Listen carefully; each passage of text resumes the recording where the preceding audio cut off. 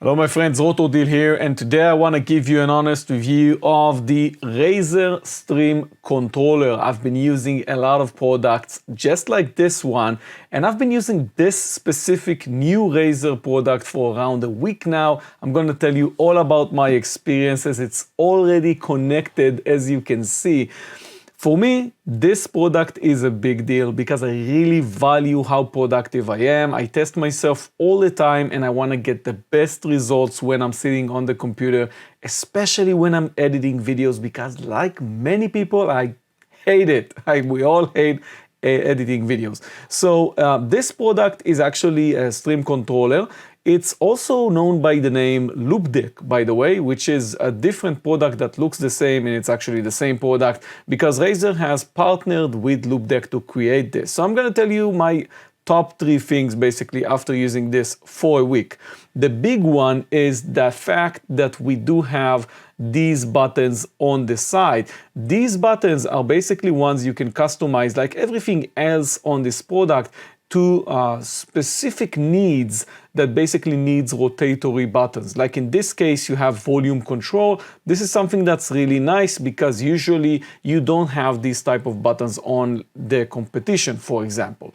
Another thing that I really like about this product is the fact that we have touch buttons over here in the center. You have 3 rows of 4 buttons. That means you have 12 buttons here. And when you press on a button, for example, you feel the haptic feedback on it, which is nice. It's not a button you have to press down on like in the competition product for this. And also we have another 8 buttons on the bottom. So we have 6 on the sides, which are rotatory, 12 on the front, and 8 on the bottom. That is a ton of buttons which you can customize, and we will also customize that together. So a lot of buttons, that's number 1. Number 2, haptic feedback and not clickable button. And number 3, that you have rotatory buttons on this. So you also get screens on the side. These are not touch screens. These screens basically let you know what the rotatory buttons will do. And they also have, in some cases, value that shows you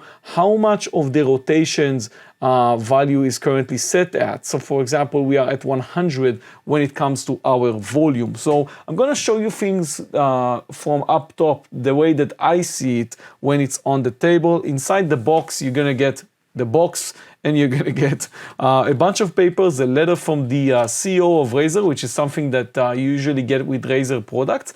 It's nice, but it's kind of, I mean, I've got so many of these already.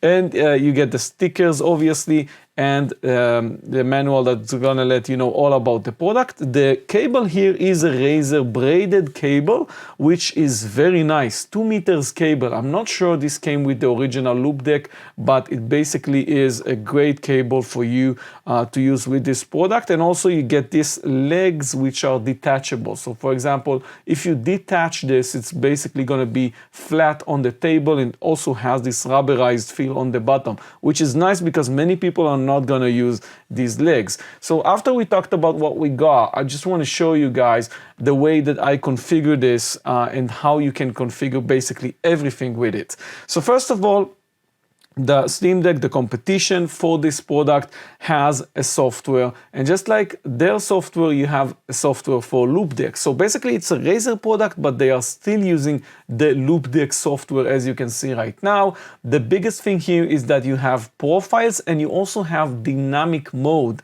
That's a huge feature. Dynamic mode means that basically when I change, for example, to my editing software, and I'm just going to show you guys how it looks like, I already see on the Razer Stream Controller the new options that I've set with this profile. So in this case, I already have, as you can see in the video down below, all the features that I need to control my colors when actually editing videos. So for example, in this case, let's say I want to edit the color, the exposure on this video. I'm gonna rotate this, and as you can see on my video, it's already changing things. I don't have to switch my workspace windows to do that. So that's amazing. I'm just gonna show you guys how I change the shadows on this.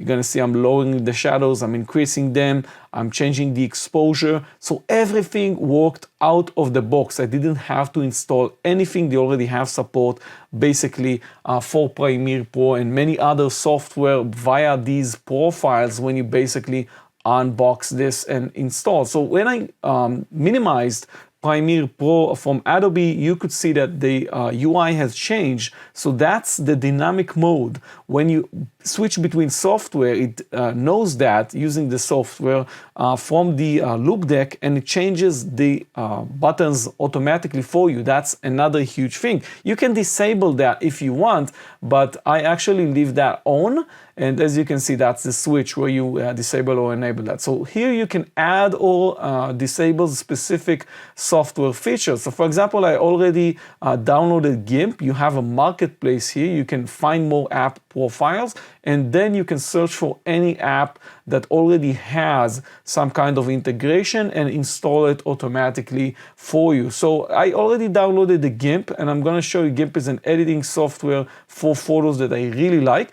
And already I got all the features that I already use with this software. So for example, if I want to zoom in my canvas, I can do that using this specific rotatory button, and I can just switch between different functions. For example, now I'm already using the smudge. I want to change to the bucket fill. I just click on this and that's it. I'm in the bucket fill. So the paintbrush is over here. I can change the paintbrush, as you can see, and then use back the smudge. So everything is really easy to use because it's already here, and I already have the button set up via this default profile. I can change that if I want to because I have the option to do that via the tools already in the software. So for example, let's go and edit something. We want to change one of the pages. As you can see on the bottom, I've defined these buttons as pages, and there's a page already that I made over here with a bunch of buttons. One of them is going to be to stop the recording, which is actually being recorded right now. So I'm not going to press on this one.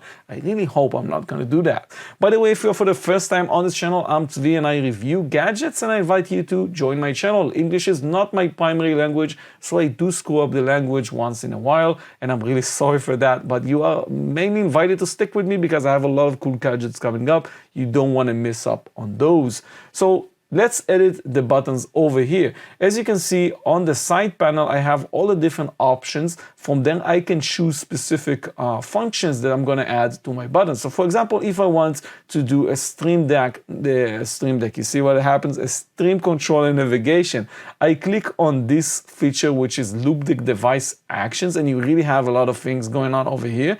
And I'm adding the touch panel 5, which basically means I'm gonna change the way that this button actually switches my pages. You know what? I'm gonna change to sounds and music. I actually have a different page for it. So I'm gonna press on this one, and as you can see, it's changing the page over here just by me changing the buttons.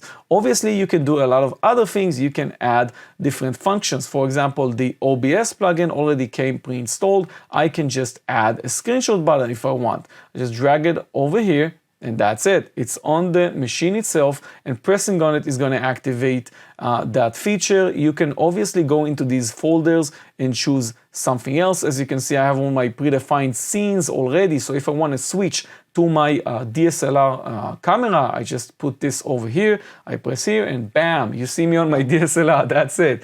So overall, I can tell you guys, after a week, this is a huge productivity boost for me, and I'm definitely going to use that a lot. Now, I've seen a lot of people talk about this product over the different forums and whatsoever.